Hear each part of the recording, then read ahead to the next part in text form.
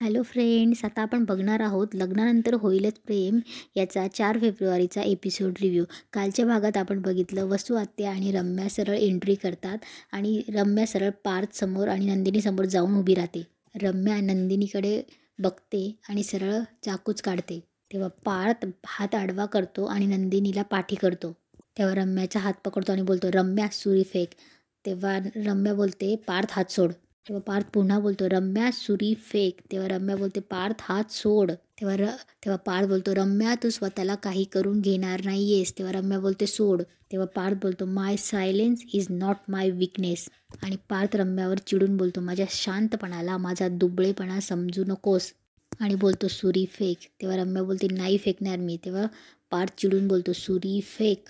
तेव्हा नंदिनी बोलते, रम्या प्लीज, हे बघ पार्थ जे सांगतायत ना ते ऐक, टाकून दे सुरी. तेव्हा रम्या बोलते, नाही टाकणार मी. तेव्हा रम्या बोलते, मी जर सुरी टाकली तर तुम्ही केक कसा कापणार. तेव्हा रम्या आणि वसुताई एकमेकांकडे बघतात आणि हसायला लागतात. तेव्हा रम्या वेटरला बोलते, दादा तुम्ही थांबा, तुम्ही जाऊन एक टेबल घेऊन या. आणि नंदिनीकडे बघून बोलते, सॉरी. आणि बोलते, ते काय, मी जरा ड्रामा क्वीन आहे ना, तर म्हणून चाकू हातात वगैरे घेऊन जरा ड्रामा केला.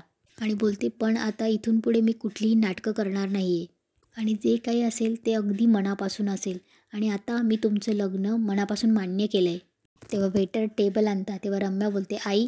तेव्हा वसू मावशी हातातला केक टेबलवर ठेवते. तेव्हा रम्या पार्थ आणि नंदिनीचा केक टेबलवर ठेवते. तेव्हा पार्थ बोलतो, रम्या तू जे काही बोलतेस ते खरं आहे. तेव्हा रम्या बोलते, हो पार्थ, तू जे काही म्हणाला होतास ना की प्रेम माणसाला जगायला शिकवतं, तुझ्यावरच्या प्रेमाने मला जगायला शिकवलं आहे पार्थ. मला आत्ता जाणवतं आहे की खरंच प्रेम म्हणजे जगातली सगळ्यात सुंदर गोष्ट आहे, पण ती तेव्हा जेव्हा ते दोन्ही बाजूने असतं. आपल्यामध्ये जे काय होतं ते माझ्यासाठी प्रेम होतं, पण तुझ्यासाठी फक्त मैत्री होती. तेव्हा रम्या बोलते, पण ठीक आहे, मैत्रीतसुद्धा प्रेम असतंच ना. आणि बोलते, ते पुरेसं आहे मला. हे सगळं जाणवलं मला आणि मी लगेच बॅग भरली आणि इथे आले तुमच्या दोघांचंही लग्न आनंदात सेलिब्रेट करण्यासाठी. आफ्टर ऑल तुम्ही दोघं एकमेकांसाठी बेस्ट आहात आणि तुमचे मध्ये येऊन मला आपल्या तिघांची लाईफ स्पॉईल करायची नव्हती. तेव्हा सगळ्यांना आनंद होतो. आणि बोलते, आत्तापर्यंत मी जो काही वेडेपणा केला ना त्यासाठी मला माफ करा. तेव्हा काव्या कान पकडते आणि बोलते, आय एम रिअली सॉरी. तेव्हा रम्या कान पकडते आणि बोलते, आय एम रिअली सॉरी. तेव्हा नंदिनी बोलते, रम्या अगं इट्स ओके. आणि रम्या खरं सांगू तर मला तुझा रागच नव्हता आला, त्यामुळे प्लीज आता सॉरी वगैरे काही म्हणू नकोस हां. तेव्हा पार्थ बोलतो, आणि मला तुला थँक्यू म्हणायचं आहे. वसू आत्या तुलासुद्धा. जे झालं ते सगळं तुम्ही विसरून लग्नाला आलात. खरंच आता म्हणजे माझ्या जीवात जीव आलाय. मग पार्थ बोलतो, पण एक गोष्ट बरी झाली, विचार का. तेव्हा वसू आत्या बोलते, का. तेव्हा पार्थ बोलतो, तुझ्या हातची रोज मला सिनेमन कॉफी पिता येईल ना. तेव्हा रम्या बोलते, ए नाही आता नाही हं, हे सगळे त्रास तो आता नंदिनीला द्यायचे, ती बनवेल तुझ्यासाठी सिनेमन कॉफी. आणि बोलते, काय गं, हे डिपार्टमेंट तुझं आजपासून. व वसू आत्या पण हात जोडते आणि बोलते, आणि मलासुद्धा माफ करा. मी तुम्हा सगळ्यांना खूप त्रास दिला, खूप तमाशे केले, चुकलं आमचं. तुमच्या मनामध्ये अजूनही संशय आहे ना, पण मी खरं सांगते. रम्या जे काही बोलते ना ते अगदी खरं बोलते. रम्या बोलते, हो प्लीज माफ करा मला. मला माहिती आहे माझ्यामुळे खूप त्रास झाला तुम्हा सगळ्यांना, पण मी ना आता नवीन सुरुवात करणार आहे, म्हणून मी मागचं सगळं विसरून आली इथे. तुम्हीसुद्धा आधीचं सगळं विसरून मला माफ करा ना प्लीज. वसू मानिनीकडे जाते आणि बोलते, मानिनी मी रम्याला खूप समजवले आणि तिला सगळं समजलं आहे. मला फक्त माझी मुलगी सुखी हवी होती, पण आता तिनेसुद्धा आपण होऊन मला काय वाटतं माहिती का मानिनी, आपण ना आता पार्थ आणि नंदिनीचं लग्न एखाद्या सोहळ्यासारखं साजरं करूया, चालेल. तेव्हा पार्थ आणि नंदिनी पण एकमेकांकडे बघून हसतात आणि मानिनी पण वसुताईला मिठी मारते आणि बोलते, थँक्यू. तेव्हा वसू बोलते, माफ करशील ना मला. तेव्हा मानिनी मान डोलावते. तेव्हा रम्या बोलते, ए चला बघू, मी केक आणलाय एवढा, तो कापूयात ना आई, ये. तेव्हा रम्या केक देते तेव्हा रम्या नंदिनीकडे आणि पार्थकडे चाकू देते आणि बोलते, हे घ्या आणि जोडीने केक कापा. तेव्हा पार्थ आणि नंदिनी केक कट करतात आणि सगळ्या टाळ्या वाजवतात. तेव्हा पार्थ नंदिनीला केक भरवणार, नंदिनी हात पकडते आणि नाही बोलून रम्याकडे खुणवते. तेव्हा ते दोघं रम्याला केक भरवतात, पण रम्याच्या तोंडावर काहीतरी 12 वाजलेले असतात. रम्या केक खाते आणि पार्थला बोलते की आता नंदिनीला भरव करून. तेव्हा पार्थ नंदिनीला केक भरवतो आणि बोलतो, चला ज्याचा शेवट गोड आता सगळंच गोड. तेव्हा नंदिनी बोलते, म्हणजे सावित्रीमाई म्हटल्याच होत्या, दुखवल्यांची मन जपली की लग्नात कुठलंच विघ्न येणार नाही. आणि बोलते, ते खरंच झालं. तेव्हा नंदिनी रम्याजवळ जाते आणि बोलते, रम्या आता लग्न सुरळीत पार पडेल हो ना. तेव्हा रम्या बोलते, हो, बघायचंय आणि रम्या नंदिनीवर चाकूने हल्ला करते. तेवढ्यात पार्थ बघतो आणि ओरडतो, नंदिनी. तेव्हा शारदा ओरडते, नंदिनी. तेव्हा रम्या नंदिनीलाचा चेहरा पकडते आणि बोलते, माझ्या पार्थशी लग्न करणार तू? पार्थ माझ्याशिवाय कोणाचं होऊ शकत नाही. आणि नंदिनीला ढकलून देते. तेव्हा सगळे नंदिनीला पकडतात आणि नंदिनी ओरडतात. नंदिनी तशीच बेशुद्ध होते. रम्या जोरजोरात हसते. हा तिचा सगळा भ्रम असतो. नंदिनी तिच्या जवळ जाते आणि तिला हात लावते. मग तिच्या हातात चाकू तसाच असतो आणि तिचं लक्षच नसतं. तेव्हा नंदिनी बोलते, रम्या काय गं, काय झालं? रम्या बोलते, नाही काही नाही. तेव्हा नंदिनी बोलते, हे बघ, मी तुझ्यावर जी काही चिडचिड केली, रागावली, ती प्लीज विसरून जा. तेव्हा रम्या बोलते, हो. तेव्हा नंदिनी बोलते, थँक्यू. आणि त्या दोघी एकमेकींना मिठी मारतात. तेव्हा रम्याच्या डोक्यात काहीतरी प्लॅन असतोच. वसू आत्या केक उचलते आणि पार्थकडे देते. पार्थ केकचा तुकडा घेतो आणि वसू आत्यांना पहिले भरवतो. तेव्हा इकडे रूममध्ये काव्य आणि आरू तिच्या आईला विचारत असतात, आई, अगं काय विचारतोय, सांग ना, रम्या पार्थला असं का म्हणाली? आपल्या तिघांचं आयुष्य स्पॉईल होऊ देणार नाहीत वगैरे वगैरे. तेव्हा शारदा बोलते, तुम्हाला कशाला हवा आहेत नुसत्या चौकशा? तेव्हा काव्या बोलते, आई, नुसत्या चौकशा? अगं काळजीपोटी विचारतोय आम्ही, आपल्या नंदिनी ताईचा प्रश्न आहे. तेव्हा काव्या बोलते, नाही सांगायचे का तुला? ठीक आहे, नको सांगूस, नंदिनी ताईला विचारतो आम्ही. तेव्हा शारदा बोलते, अगं थांब, तिला नको विचारूस, काही सांगते मी. अगं ती रम्या आहे ना, तिचा थोडासा गैरसमज झाला होता.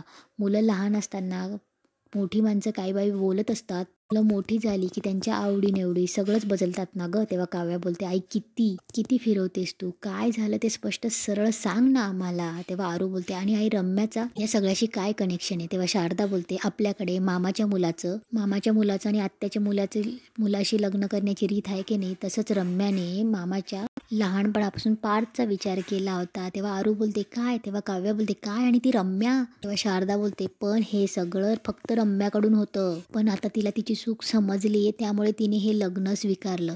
तेव्हा काव्या बोलते, ओ गॉड. तेव्हा आरू बोलते, खूपच मोठा मॅटर होता आई, बरं झालं सॉल्व्ह झालं.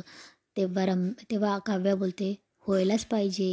तेव्हा शारदा बोलते, पण नंदिनी आहे कुठे? तेव्हा आरू बोलते, ती वाड्याबाहेर थांबली. तेव्हा शारदा बोलते, अगं आत्ता रात्री. आरू बोलते, आई, मी जाते, आमची कुल्फी पार्टी, मी जाते हं. इकडे मामी रम्या आणि वसुताईला रूम दाखवत असते. ती मामी ओळख करून देते. अहो गडबडीत आपली ओळखच नाही झाली. मी बकुळा, नंदिनीची मामी, आणि या चिनू मिनू. पुढच्या महिन्यात आमच्या मिनूचं लग्न आहे, मी दोघे यायचं हं. हा पण रम्या, तू जे काय बाहेर केलंस, तो केक, तो चाकू, तसं काय माझ्या मिनूच्या लग्नात करू नको.